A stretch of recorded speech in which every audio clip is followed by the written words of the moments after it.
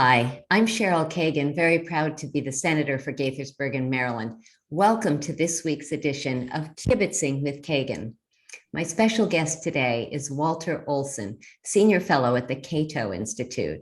Walter, thank you so much for taking the time to chat. Thank you for having me on. Absolutely. So we have a lot to cover, especially as Election Day is looming. Why don't we start, though, with your childhood? Where did you grow up? You went to Yale and UCLA, but talk about your early beginnings. I grew up in Detroit, and you can still sometimes hear from the Midwesterner in me. I will say golly and gosh darn and things like that. But most of my life I've lived on the East Coast and came to Maryland about 12 years ago, though I had been in Washington, D.C. earlier in my career. Okay. And what interested you in politics and the law? Well, it has always interested me. My actual degree was in economics, but always with a policy emphasis. And later on, the older I got, the more I realized the lawyers and the political scientists were seeing things that the economists sometimes were a little bit blind to. We're seeing that where the policies that sounded so good would sometimes fail on implementation, for example, and where the political coalitions had to come from before you could even talk about good policy. So I listened harder to them, and the lawyers in particular, I wound up having a career writing about law rather than, as I initially expected, economics. Okay.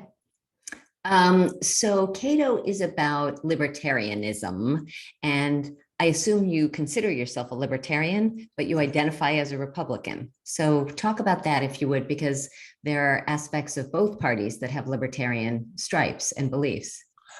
Very definitely. And I call myself a small L libertarian, and one with kind of conservative kind of overtones, because I don't believe in jumping into radical things. I believe in trial and error and looking at what works. And the Libertarian Party will every so often nominate a candidate that I really like. I did like Gary Johnson, who was the candidate they ran for president. New Mexico, former governor. Yeah, and a very effective, very practical governor. And I particularly liked Bill Weld, his running mate, who had had tremendous success as a governor of Massachusetts. He was an anti-corruption crusader. He was very good on improving the Massachusetts economy. He did some of the sort of things for which I later thought I liked Larry Hogan. And this is, of course, one face of libertarianism. It's some call it the establishment face. And then there's a lot of people who get into the Libertarian Party who have more unusual or eccentric ideas. So I often want to listen to them, because by listening to eccentric ideas, you often learn something and maybe get good ideas that will work. But when it comes to actually accomplishing stuff, now you see why my registration has been Republican all these years, because unless you are within a major party, and I know we're going to get to talking about how the system is structured so that third parties don't do well, kind of structurally they don't do well. But in practice, you have to choose, do you work with the Democrats or the Republicans? I work with the Republicans. Right. So Roe v. Wade was just overturned by the Supreme Court in the Dobbs decision. Certainly, a lot of us believe that one of the most fundamentally libertarian issues is women's reproductive choice. How are you sort of navigating that issue? It's a tricky one to navigate because there are two sides or two layers of the issue. One is, what should abortion policy be? And I will shock whatever of my Republican friends tune into this by saying that by and large, I think that the liberals have the better of the argument on where the law should be. Then you've got the separate argument about, was Roe v. Wade good constitutional law? And here I have to say, I speak for a lot of liberal law professors that I know in saying it was poorly reasoned, it was not well-based in earlier law. The conservative side has been right to go after the logic and the sloppiness of that, as indeed generations of Supreme Court justices themselves, from Ruth Ginsburg, who very famously criticized its basis, through justices like Sandra Day O'Connor, who believed that it could be changed and refounded through cases like Casey on less made up kinds of principles. All of that meant that I was not surprised when the court struck it down. I can count votes like everyone else, counted up first to 5, then to 6, but really to 5 because Chief Justice Roberts did not take the same view. When it comes to Supreme Court issues, I very often find myself in the middle. It was Justice Anthony Kennedy who voted most often with the Cato position before he retired. I thought that his single opinions on things like redistricting, which I know we'll get to, and a bunch of other issues. You know, Kennedy was very much an incrementalist who did not want the court to seem to be pushing American society in a destabilizing way. He was very concerned that as much consensus as possible be kept on board. To some extent, Chief Justice Roberts has inherited that position. And so I watched very closely when he said, even though he agreed that the Mississippi law in question, which is a relatively moderate law, should be upheld, that they should not, not the law waiting in reserve in Mississippi, which is not moderate at all. Mississippi deliberately passed a trial law, which was just a step or two past what the Supreme Court had allowed in order to get a test case. Right. But he said, go ahead and uphold that, but don't pull down the whole legal structure with who knows what consequences for the court institutionally and for American politics. I think there's a lot of wisdom in that. Don't take any more steps than you have to approach to law. So before we pivot to redistricting, talk about you and your husband and what that's like to be an active and visible Republican in a party that has been spewing hate and homophobia for years. I could write a whole book, but I know we don't have time. I will just say, we live in Maryland because when we were planning to move to the greater DC area, then Attorney General Gansler had put out an opinion recognizing out-of-state marriages, which meant Maryland was the state we were going to come to if we wanted to stay married, and our son would have married parents and so forth. And so I had not really, for decades and decades, done anything much in practical politics, not gone out there or knocked doors or placed all the phone calls, you know how it goes. But we moved here, and within months, there was a ballot battle for whether or not we were going to stay married. I'm not big on mixing the personal with the political. Generally, I like the idea of keeping them very separate. But, I stepped forward. I said, if this is not the issue that I'm going to step forward and become active on, whatever is. Yes. And so the next question, which I always try to ask, is what can I contribute that other people cannot contribute? What is the special way in which I can make a difference that my neighbors can't? And in my case, because of a 25 or 30-year career of writing in National Review and countless places that made me very widely known among right-of-center intellectuals, I said, someone needs to go evangelize to the right-of-center people in Maryland. I went out around Frederick County. I went out and got to meet a great many Republican elected officials through the course of working with Equality Maryland. It happened naturally that I was also meeting a lot of people on the Democratic side. Now, this would all turn out to be tremendously useful when I switched issues, but but I was out there making the case, saying, if you believe in individual liberty and limited government, if you want to let people shape their own lives, this is something that you should welcome. And to make a long story short, because I don't want to recreate that book. To make a long story short, question 6 carried Frederick County, which was not what people predicted. It carried Anne Arundel County. In fact, it passed specifically because various Republican suburbs that were voting for Mitt Romney in that same election, crossed over and also supported gay marriage. So fantastic experience that made me realize that practical democracy of the sort where you get out and you wave the signs and it seems a little bit corny, but it no longer seemed corny to me after that. That's great. Well, thank you for your leadership and being engaged that way. Good for you. So Walter Olson, you are a very widely known leader on redistricting. So let's start with, redistricting and reapportionment, just I'm going to do a 30-second civics thing, and then you correct me or add on, and we'll go from there. So every 10 years, I think our viewers know that there's a census, the whole goal, and it's in the Constitution.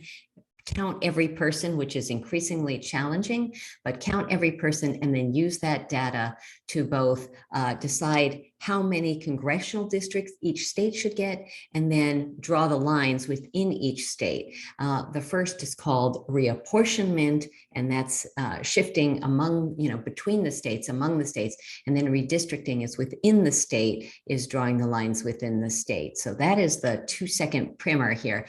Anything before we get started on that you would add? That's basically it. It has to be done both for the congressional districts, the U.S. House, and also for both houses of each state legislature. And then also, and people often forget this, if you have districts for county council or for a city council, got to do the same thing for them. Absolutely. Yes. Thank you. So there are always cries of gerrymandering, and there have been countless legal cases about the Democrats abusing their power, the Republicans abusing their power. There are implications for voting rights for people of color and various levels of income, and we're not going to get into packing and cracking, and we'll be here all day. But there are so many issues, and I was thinking that gerrymandering is a little bit in the eye of the beholder. So why don't you talk? You have been the chair of Maryland's Redistricting Commission and co-chair for 2 cycles now. Why don't you talk about how you learned about the issue, how you got involved, and I have a lot of questions. Why don't you just start with a little bit of background? Love to talk about this. And I had never, to my memory, written about the issue at all when I got a call from Governor Laurie Hogan's office. Now, I had supported Governor Hogan, and a lawyer knew me who was advising the governor, and the governor was looking for someone who would be reasonably independent, who would have an appetite for detail, which no one denies that I have, and who would be willing to stick with this issue for a while through what turned out to be 3 different commissions, each of them co-chaired by Judge Alex Williams on the Democratic side, and then with independent co-chairs, including Ashley Olson, no relation, who was with the League of Women Voters of Maryland, and Dr. Hetherington of Howard Community College, who was independent on the third. And so even though I had no track record on it, I was the sort who they thought would be able to carry it forward with the basic mission of Maryland has been criticized, sometimes as the worst state for gerrymandering. What would it, we can get to that. What would it look like if it were the best state? And so we launched into what was effectively a blue ribbon commission. It had people connected with Common Cause and the NAACP of Baltimore and various others. Fascinating. And I will say right off the bat that I had not done very much committee work in my life, and it was a new world. I watched Judge Williams very closely because both in running a meeting and in making all points of view feel heard, this was something that he was an expert at, and having lived the life that I had, I was not an expert at. So we took lots of public testimony, we consulted with lots of experts, and frankly, the blueprint that we proposed was brought in by the Maryland League of Women Voters. You know, having done so much work on this issue, that for them, the issue goes back a half a century or more. They have been out there drawing up better ways of doing things nationally, and also the Maryland state one, for so long. And so it was a matter in many ways of listening especially hard to what they recommended, tweaking it here and there based on the other testimony we heard. One of the things that we wanted to do was to look at the states that were most ambitious in reform.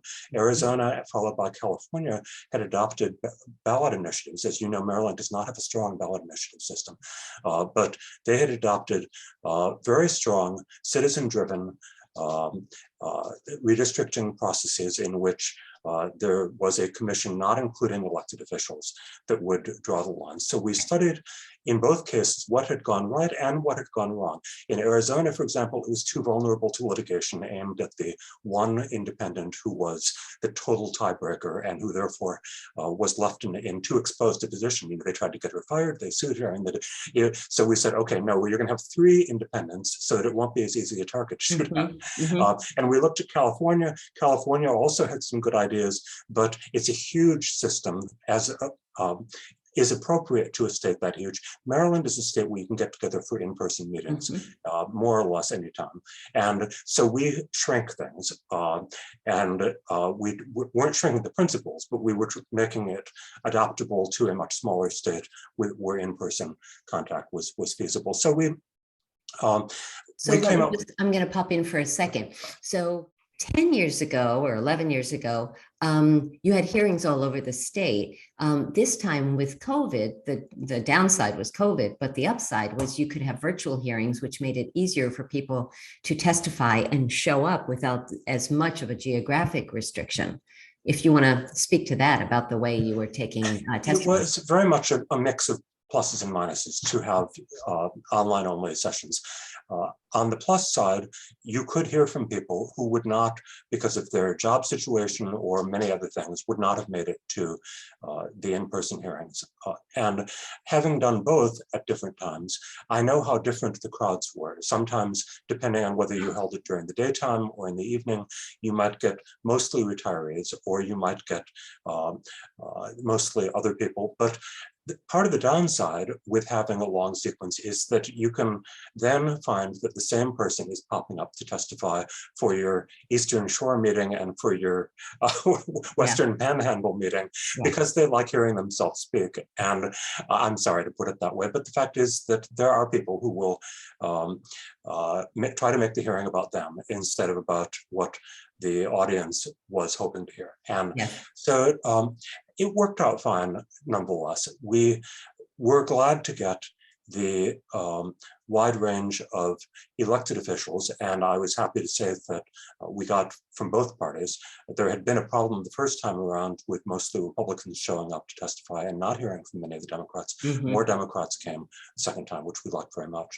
So was it the expectation, you and Judge Williams and other members, was it your expectation that this map would be accepted, the map that you ultimately proposed? We knew what our job was, which was to do a map that followed our instructions of impartiality and ignoring political data and following the counties, not breaking up counties or municipalities, and a couple of other things.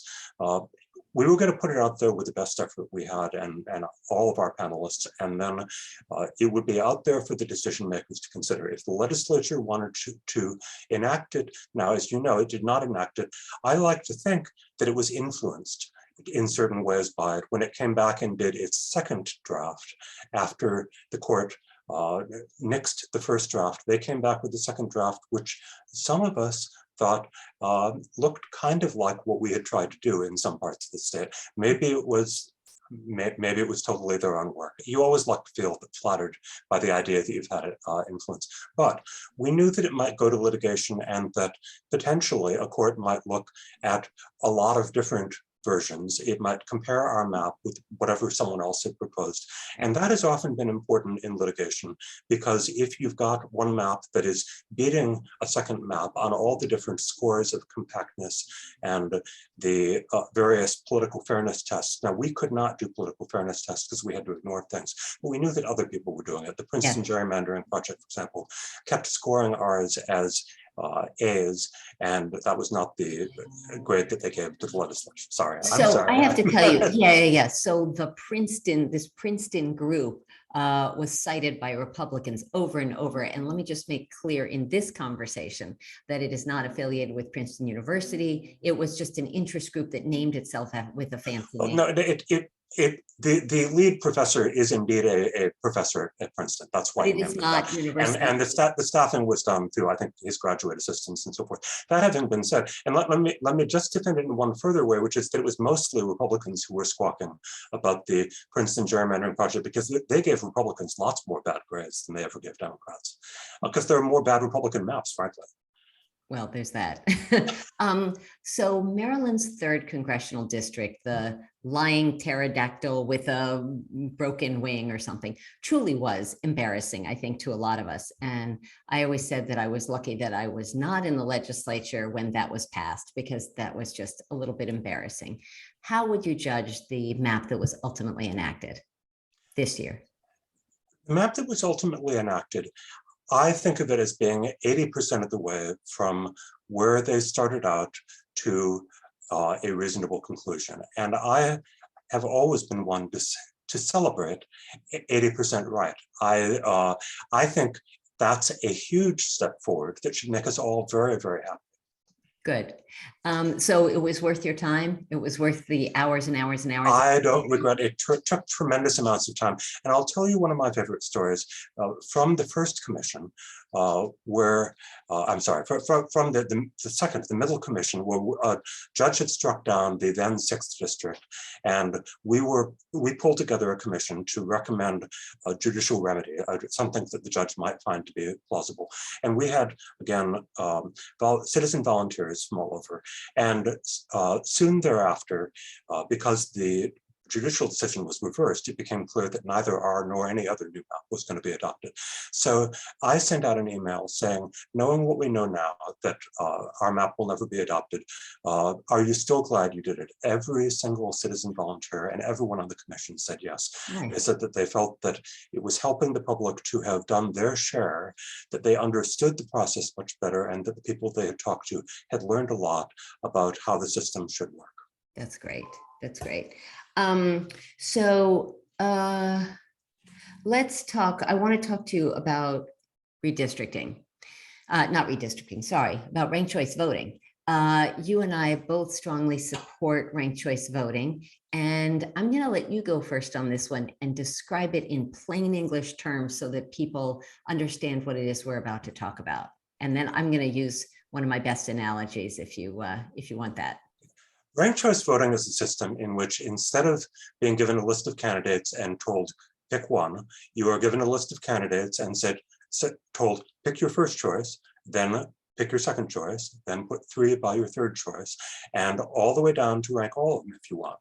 And when we tabulate the votes, we are then going to take the votes from the people who were eliminated from the bottom and reallocate them to who was that voter's second choice.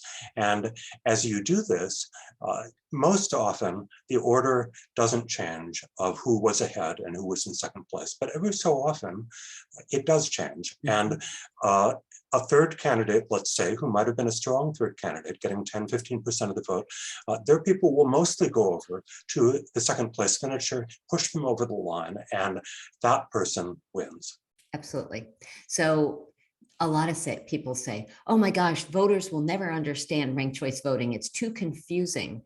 And I always say, if you're going to grandma's for Thanksgiving and you're really looking forward to her peach pie because it's just so good, and then she didn't make peach pie this year. Well, all right, if there's not that, then her pumpkin pie is also really good. Oh, everybody else already ate the pumpkin pie. But her apple pie, okay, that's my third choice. I'm totally down with having her apple pie. People do that every day and they get it. So I don't know why people find it so confusing. And Republicans, especially, at least among my colleagues, are not sold. They think somehow it's going to disadvantage them. Can you talk about that? Yeah, these are conversations I have all the time. And because I genuinely believe that this would be completely compatible with their interests, I try to solve them on the principle because the principle is important. We can talk more about that. But I also say, look, political scientists have been fascinated by this and have done a lot of studies of how ranked choice voting works. On the point that you raised, which is also one that I get from people of all political stripes, is it too confusing? We have some answers, which is that voters in places that have adopted ranked choice voting and are asked afterward, particularly after it's had a chance to go through like 2 cycles, was this confusing? Do you feel that it's too confusing? Will be strongly of the mind, no, not too confusing, glad we have it, glad we have the new choices. This was how they felt in Maine, which had the first statewide experiment for the US Senate. So people should realize that voters are, capable of handling much harder than that you might pitch at them, and that's a relatively easy one to pitch at them. Absolutely. But also, they work out, how does it help minor parties? How does it help second parties who in a state that is dominated by one party? How does it help the major party? And if anything, as Democrats know, in many states where they are the minority party, ranked choice voting tends to loosen things up enough so that it opens up more opportunities for the party that was not dominant, which in this state is the Republican Party. Come on, guys and gals, the Republicans need new formulas, and ranked choice voting is one of a number of different innovations, because in general, I think they should welcome innovation, and we should all welcome innovation. It's not as if our system is working perfectly. Right. We need to look at new ways. Right.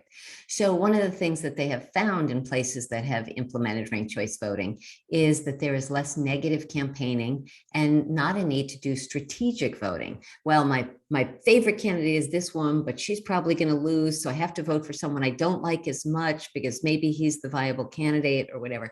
Can you talk about those two items, please? Yes. There's two basic categories of problems that you get with the current system. First past the post, they sometimes call it, but the system we're all used to. And one is the candidate slipping in who was and winning, who was not actually very popular, because they get 28% or 31%, and the rest of the field is split. And the other one is the issue of the conscience vote or the protest vote, call it what you will. You mentioned the Libertarian Party, and I've been in the position many times of pulling that Libertarian lever, knowing they're not going to get more than 1 or 2% of the vote, but I just don't find the choice acceptable. Now, ranked choice voting should speak to anyone who has ever been in that position, because it means you get the benefit of both. You get to cast your conscience vote for the candidate you genuinely think is best. You aren't forced into what you just described as that unpleasant situation of voting for someone you think is significantly less good because they're the only one who can win. So it helps to solve the individual problems of those sorts. In the longer run, you mentioned something that is tremendously important, which is the potential for reducing polarization by causing people to campaign beyond their surest votes. And you already could see this in Maine, for example, where you had the standard major party candidates, Sarah Gideon for the Democrats, Susan Collins for the Republicans, and everyone's campaigning changed. Each of them had a smaller candidate outflanking them kind of on the more liberal or more conservative side. And each of them altered their messaging to try to reach some of them, saying, make us your second choice, please. You don't want to lose the Senate vote. But at the same time, each of the minor candidates were putting it in their messaging, saying, oh, by the way, make us your first choice, but don't forget to make your second choice the well-known candidate. Now, once this is in effect, you have people forced to confront the fact there may be 2 or 3 members of the party that isn't their party. I want them to confront the fact that some of those people from the opposite party are closer to you than others, and that you could work better with them. Maybe they're not such devils after all. Because we have this tendency, particularly in primaries, we are now nearing the end of a primary season in which demonization absolutely hits a peak, a very ugly peak, in which people get attacked over those differences that may seem small to others. They get attacked in the most terrible terms, where you want to keep, in a ranked choice voting side, you want to fill the room with your friends. And so you don't campaign the same way. Right. So last question on this. How is it that ranked choice voting, what messaging isn't being used to enact ranked choice voting in more places? Why is it so hard to persuade opinion leaders and legislators that this is a good plan? Well, I can guess why it's not easy to get legislators to support it, is because it seems to them destabilizing and one more unpredictable thing that might get them defeated. So that's why it's hard for them. As far as the general public, I'm actually pleased by how rapid the progress has been. Many cities have adopted it. And especially for my Republican friends, I tell them, look at the Virginia Republican nominating process that led to Glenn Youngkin being nominated. It was ranked choice voting. And what they had there was the classic, that we just talked about, classic situation where you had a couple of unelectable candidates who were more popular with the base. And then you had Youngkin, who was the one most likely to campaign effectively in the general. And ranked choice voting allowed the Republicans to get together and reveal that, yeah, they actually did support him when it came down to it. Utah, and Republicans always perk up when I say Utah, because we know that it is just about the most Republican state there ever was. Well, Utah municipalities have been experimenting with ranked choice voting. I think now at this point it's 24 of them, and they love it. It's worked very well. It's spreading, and they love it because it isn't, in fact, an ideological plot by one side against the other. It's just a better way of doing things. Right. Amen. Well, I am proud to have sponsored it a couple of times in Maryland, along with Majority Leader Eric Lutke a few years ago. And hopefully our day will come in Maryland. We'll see. We'll see when we can persuade people. Thank you for doing that. I'm hoping to write in order to try to make sure that there is more favorable attention for your efforts. Great. We should talk about that. Before we go to the Fast Five, I want you to crystal ball the Republican and Democratic. Now, don't do the Democratic, do the Republican primary. Kelly Schultz and Dan Cox. Who do you think is going to win? I won't hide it. I'm a huge supporter of Kelly Schultz, who has known her for almost as long as I've lived in Maryland, and believes that she would be a terrific governor. I think that the differences are very, very stark, and they've been spelled out by Governor Hogan and many others. They are differences not just for whether or not the Republicans will field a candidate capable of winning this fall. They are also differences for whether you will have a Maryland Republican Party that tries to be part of a conversation that Democrats can look forward to listening to, or whether they will go off and jump off a cliff ideologically. I'm sorry to put it so bluntly.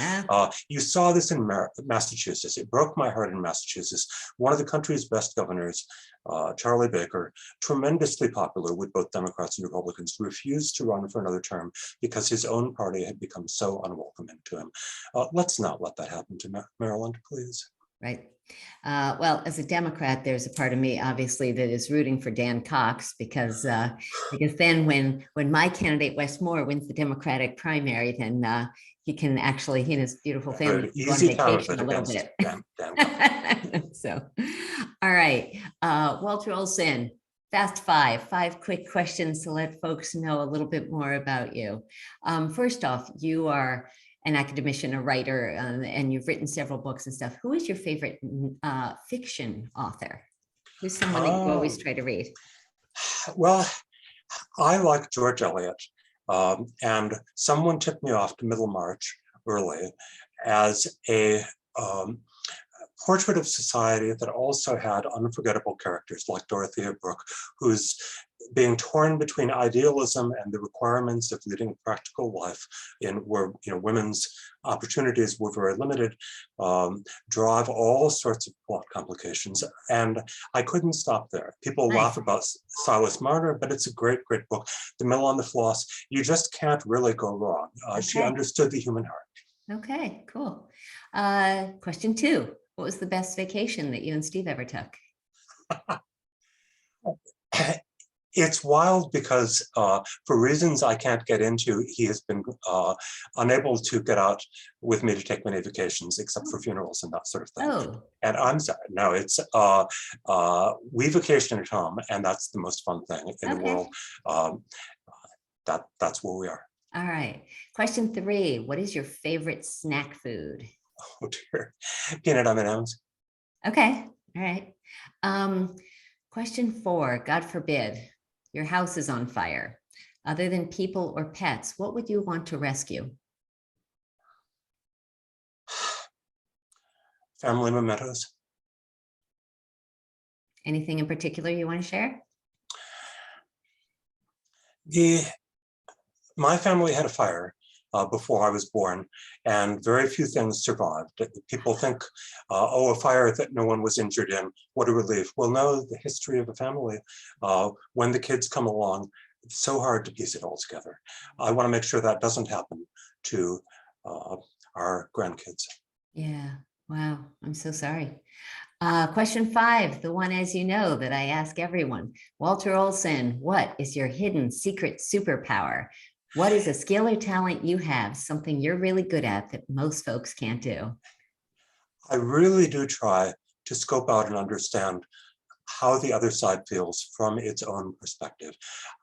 I do the reading. I read more of what my opponents on different issues write than almost anyone that I can think of. And it always helps, sometimes in sharpening my arguments, sometimes in changing my own point of view. But anyway, in being prepared when we argue. That's fantastic. Well, that is so important, especially in today's divisive times. So, Walter Olson, thank you so much for taking time to kibitz today. I appreciate you and your thoughtful leadership in Maryland and for all that you do with the Cato Institute. Look forward to seeing you again soon. Thank you so much. Take care.